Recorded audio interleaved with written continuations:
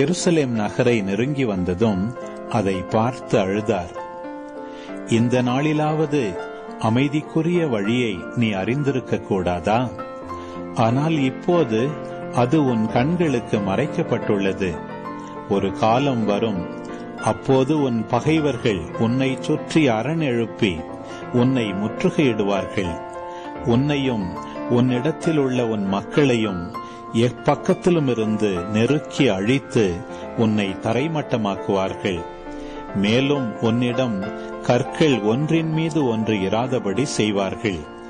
ஏனெனில் கடவுள் உன்னை தேடி வந்த காலத்தை நீ அறிந்து கொள்ளவில்லை என்றார்.